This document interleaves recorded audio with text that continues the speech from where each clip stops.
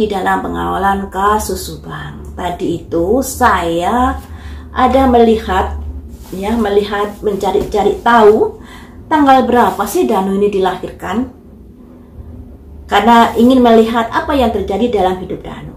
Danu dilahirkan tanggal 22 Januari tahun 2000. Ada kode angka penikungan di sini yang artinya rencana-rencana Danu, misalnya Danu memiliki rencana atau memiliki kesepakatan, ujungnya nanti Danu akan ditikung. Ujungnya nanti seperti itu. Ada angka 41. 41 ini lambang dari sebuah perencanaan Danu yang pada akhirnya ada penikungan dan Danu harus menyelesaikan sendiri. Di sini saya menjadi berasumsi kemana-kemana. Apakah nanti Danu ini akan dijadikan misalnya si A nyalain Danu, si B nyalain Danu dan lain sebagainya. Apakah seperti itu? Bisa saja terjadi seperti itu. Karena dalam keadaan terjepit, seseorang itu pasti akan berusaha mencuci tangannya agar tidak masuk dalam pusaran kasus ini. Sedangkan Danu ini ada sidik jari di TKP, putung rokok di TKP. Ada kondisi-kondisi di mana Danu ini sudah memiliki bukti-bukti terkait hubungannya dengan peristiwa itu. Entah dia sebagai mengetahui, membantu dan lain sebagainya, kita masih belum tahu di sini. Makanya kalau Danu sudah menyadari di sini bahwa di angka kelahirannya ada simbol dari penikungan tajam, alangkah baiknya jujur di sini, nggak usah kamu nutup-nutupi siapa yang tersangkut atau terhubung dengan peristiwa ini. Karena saya meyakini Danu ini tahu banyak terkait peristiwa ini. Kenapa Danu bungkam? Karena ibaratnya buah si malakama. Kalau dia bicara itu sama saja dia memasukkan dirinya masuk jurang. Tapi kalau dia nggak bicara itu sama saja dia menyelamatkan orang-orang yang sudah dia ketahui yang terhubung dengan peristiwa ini. Jika Danu nonton di sini dan mengetahui bahwa ada kode di dalam angka kelahirannya tikungan tajam, alangkah baiknya Danu sudah buka-bukaan. Alangkah baiknya Danu jujur. Yang namanya perbuatan salah siapapun harus bertanggung jawab. Nah, kalau Danu memang ada misalnya bantu-bantu atau mengetahui dan lain sebagainya, ya harus bertanggung jawab. Karena yang terjadi ini adalah peristiwa kematian 2 korban, nggak 1 korban lagi. 1 korban aja hebohnya minta ampun, apalagi 2. Ya, jadi alangkah baiknya sudah buka-bukaan jujur li saat ini, jangan sampai setelah nanti ada penangkapan atau ada dibuka atau diumumkan siapa yang tersangkut yang pada akhirnya kesempatan untuk memperjuangkan dirinya menjadi menjadi kurang bagus. Andai kata dia jujur, pasti kan ada pertimbangan tersendiri karena sudah mau bekerja sama dengan pihak kepolisian. Tapi kalau tutup mulut seperti ini ya tentunya ya membuat tidak ada kebijaksanaan tersendiri buat Danu. Saya rasa seperti itu ya teman-teman. Nah, kemudian beberapa tahun yang lalu ada di mana PH Danu ini memberikan pernyataan bahwa ada sosok yang melihat peristiwa itu mulai jam 12 malam hingga pagi. Hingga jam 6 pagi kalau nggak salah ya. Tentunya kalau sudah ada pernyataan ini pastinya pihak kepolisian gercep untuk mendalami apa yang dikatakan oleh PH Danu. Dan tentunya dengan adanya pernyataan tersebut, peristiwa ini jika memang ada saksi yang melihat pasti akan terungkap dengan cepat. Karena apa? Sudah ada saksi yang melihat. Pasti saksi melihat ini tahu siapa saja yang dilihatnya. Dan tentunya itu sangat membantu sekali, nggak usah pakai sketsa wajib dan lain sebagainya. Cukup dengan saksi yang melihat peristiwa itu, masalah ini menjadi terkuak. Tapi hingga saat ini nyatanya peristiwa ini masih belum terkuak. Apakah yang dikatakan pihaknya Danu ini dari informasi seseorang yang sudah berbohong? Ya sayangnya pihaknya Danu ini tidak mengetahui kebohongan dari orang tersebut sehingga berucap di media sosial tanpa pikir panjang. Masa sih seperti itu? Tapi teman-teman, dalam prediksi saya yang dulu tentang terkait Danu ini, saat saya prediksi malam itu apakah Danu tidur, ada kecenderungan prediksinya tidak tidur. Jadi ada aktivitas Danu di malam itu. Nah, sekarang yang ingin saya prediksi, apakah saksi yang dimaksud oleh PH Danu itu adalah saksi D? Mari kita lihat di sini. Apakah yang dimaksud oleh PH Danu ini adalah saksi D? Kita lihat orangnya, ciri-cirinya seperti apa yang menjadi saksi kunci ini menurut PH-nya Danu ya. Ciri-ciri orang yang dimaksud, tentunya PH-nya Danu mengerti saksinya ini siapa, namanya siapa, pasti paham ini. Tapi karena kita nggak tahu, nggak ada pernyataan lebih lanjut siapakah saksi ini, makanya saya ingin mencari tahu di sini ya teman-teman. Siapakah yang dimaksud oleh pengacara Danu ini terkait sosok yang melihat kejadian itu dari malam hingga pagi? Ciri-cirinya orangnya seperti apakah? Lovers, ada kaitannya. Jadi orang ini terhubung dengan pelaku peristiwa Rajapati tersebut. Saksi yang dimaksud oleh pengacara Danu ini adalah orang yang ada kaitannya dengan peristiwa malam itu. Selanjutnya, terhubung dengan siapakah saksi yang dimaksud oleh PH Danu itu? Terhubung dengan siapakah di sini?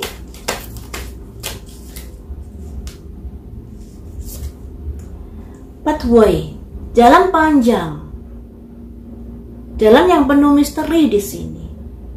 Jadi ada jalan panjang terkait dengan sosok yang dibicarakan oleh PH-nya Danu ini. Masih panjang teman-teman. Kemudian jalan panjang ini, apakah itu sosok D kah yang dimaksud? Apakah sosok D yang dimaksud di situ? Community teman-teman. Jadi bukan D saja ini, ada beberapa orang community.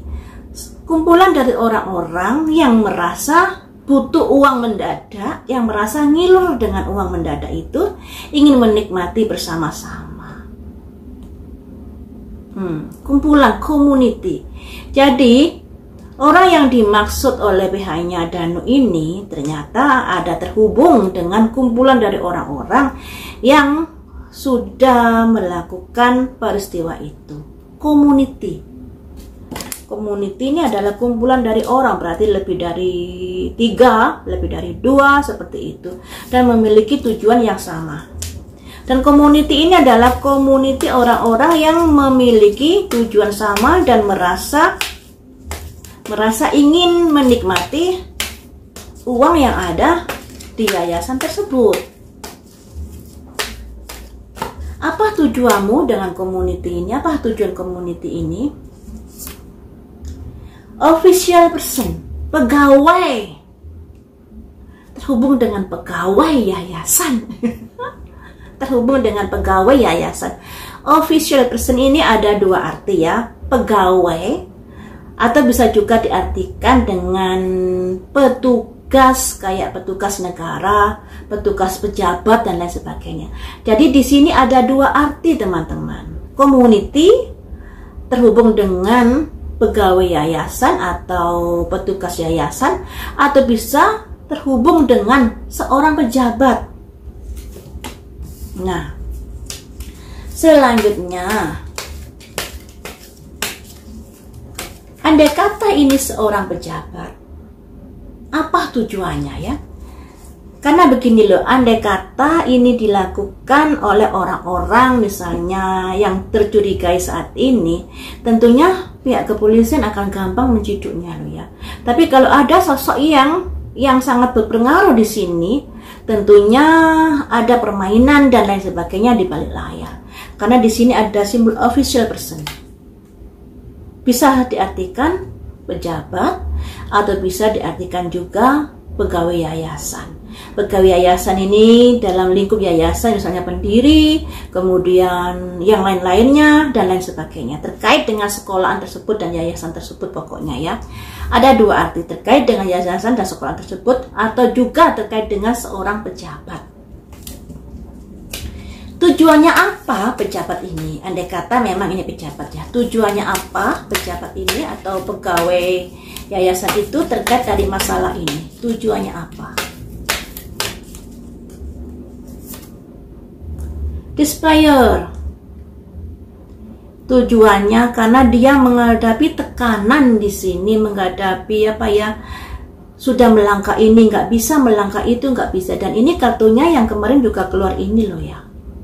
Seseorang yang menghadapi tekanan batin dikarenakan usaha-usahanya mengalami kegagalan. Ini. Kemudian mengapa kamu merasa tertekan di sini? Karena apa? Karena mature woman, wanita dewasa, karena Ibu Tuti. Karena Ibu Tuti. Ibu Tuti ini karakternya, orangnya memiliki jiwa kepemimpinan. Kemudian kalau bicara ceplas-ceplos dan kadang menyakitkan. Kemudian susah diajak negosiasi. Ya, dia selalu memegang prinsipnya seperti apa yang dipikirkannya. Makanya ketika ada yang sakit hati ini nggak 1-2 orang, yang sakit hati berjamaah atas kepemimpinan Ibu Tuti ini. Mereka ada iri dengki terkait dengan Ibu Tuti, ada benci, iri dengki dan lain sebagainya. Apa yang mereka harapkan dari Ibu Tuti? Apa yang mereka harapkan dari Ibu Tuti?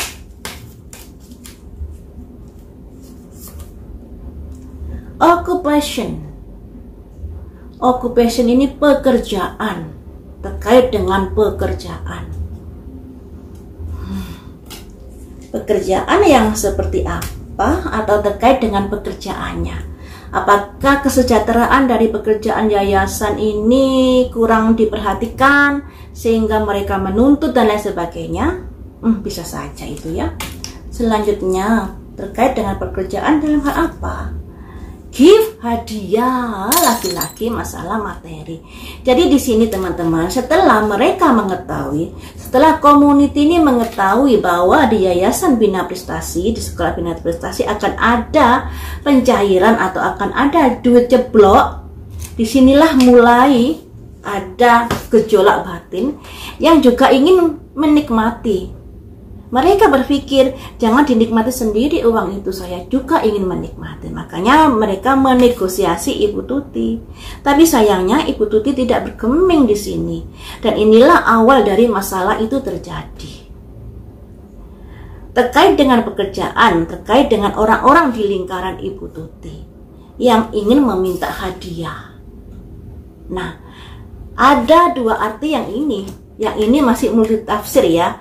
Antara pegawai yayasan dan pegawai sekolahan, atau bisa terhubung dengan pejabat-pejabat di atas Ibu Tuti. Bisa juga pejabat-pejabat misalnya terkait pejabat negara yang ada kaitannya dengan pencairan tersebut, yang kemudian minta hadiah dan lain sebagainya, itu juga bisa terjadi. Ada official person ya, gambarnya seperti ini. Seperti itu ya teman-teman. Jadi apa yang dikatakan PH Danu ini, ada kemungkinan sosok yang dikatakan itu terhubung langsung dengan community. Dan ada kemungkinan itu juga D. Juga D, kemungkinan loh ya, bukan memastikan. Ada kemungkinan praduga tak bersalah, itu adalah D, dimana di sini ada kaitannya dengan sebuah lorong panjang, sebuah jalan yang pada akhirnya terjadi peristiwa itu. Lorong panjang ini bisa diartikan sebuah perjalanan terkait dengan perasaan sakit hati, perencanaan dan lain sebagainya. Ada community ini yang pada akhirnya diwujudkan dengan peristiwa malam itu. Ya, karena sudah mentok, Ibu Tuti sudah dinego, dibaik-baikin nggak bisa. Malah ngomongnya nggak enak, jadinya sakit hati. Juga terkait dengan orang-orang di lingkaran pekerjaan Ibu Tuti yang ingin meminta hadiah.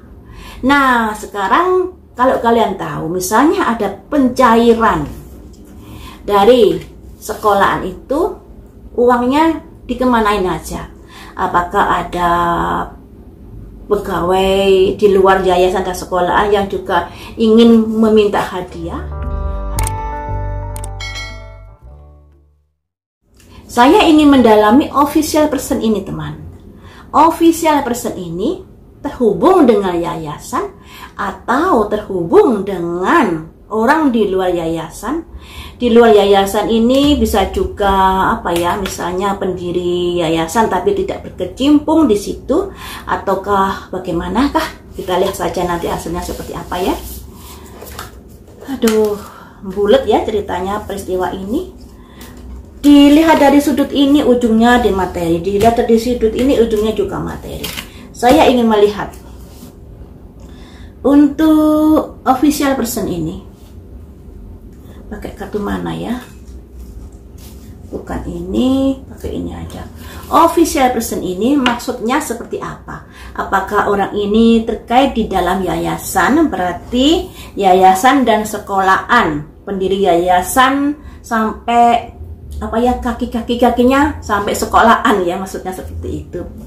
Apakah official person ini terkait dengan yayasan dan sekolahan?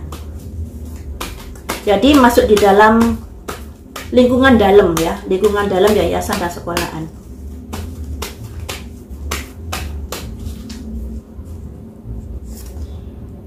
Ada roda berputar. Kerja tim teman-teman. Ini saya lihat tadi yang dalam yayasan. Ada masalah perempuan membawa tongkat. Jadi di sini ada roda berputar. Roda berputar ini misalnya yang tadinya hubungannya baik dengan Ibu Tuti, karena sesuatu hal pada akhirnya kondisinya menjadi kurang baik, dan mereka ada kerja tim di sini yang artinya ada community seperti di kartu tadi itu yang pada akhirnya ingin menjatuhkan Ibu Tuti. Ada simbol ratu bawa tongkat. Ratu bawa tongkat ini sebuah kedudukan yang dimiliki Ibu Tuti, di mana Ibu Tuti mengatur segalanya terkait yayasan tersebut bersama Amel. Jadi lebih kecenderungan Ibu Tuti yang mengambil kebijaksanaan pada yayasan tersebut. Makanya di sini ada simbol raja bawa tongkat. Jadi official person ini terkait dengan orang-orang di dalam yayasan dan sekolahan. Ada kaitannya. Kemudian saya coba cari tahu, apakah official person ini juga terkait orang-orang di luar yayasan seperti pejabat?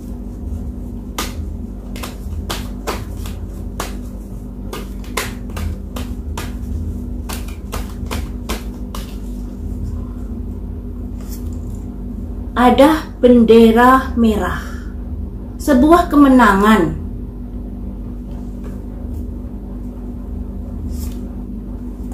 Tantangan. Ada simbol satu cangkir. Ada kaitannya juga. Satu cangkir ini lambang seseorang yang datang menawarkan perasaan sukanya.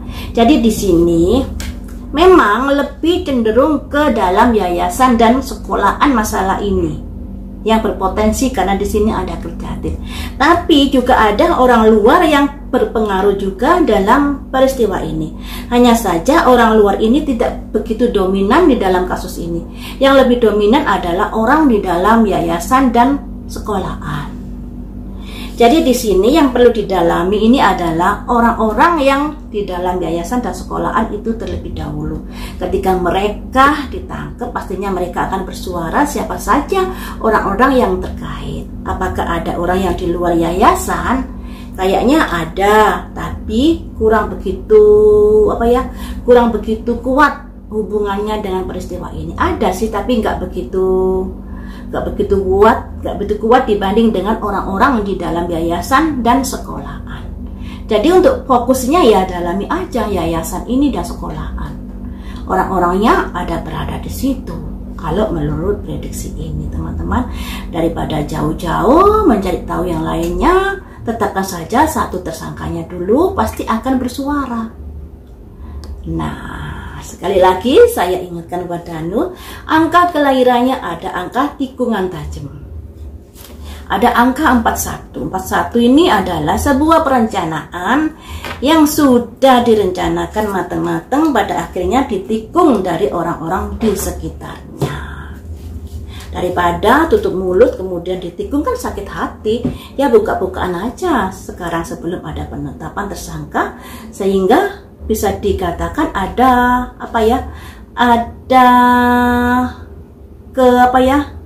niat baik Danu kepada pihak kepolisian terkait peristiwa ini. Karena nggak bisa dipungkiri, Danu ini ada bukti-bukti yang bisa membuat dia menjadi tersangkut di peristiwa ini, sekalipun mungkin bukan otaknya. Kalau otaknya nggak bisa Danu, karena Danu nggak punya cuan. Juga Danu kepandaiannya tidak secanggih yang kita bayangin. Yang kita bayangin kalau sebagai otak. Danu ini hanya kayak hanya disuruh manut atasannya, atau apa yang dirasa yang bisa menjanjikan sesuatu kepada Danu. Pastinya orang-orang yang disuruh nanti itu, yang disuruh saat itu diiming-iming, kamu lakukan ini, nanti kalau sudah begini-begini nanti uangnya cair, kamu dapat ini dan lain sebagainya. Pasti diiming-iming seperti itu. Makanya selain sakit hati juga ada iming-iming untuk mendapatkan sesuatu. Nggak akan ada yang mau teman-teman melakukan sesuatu tanpa ada imbalan, pasti nggak ada. Seperti itu ya teman-teman, lain waktu kita sambung lagi dengan prediksi yang lain.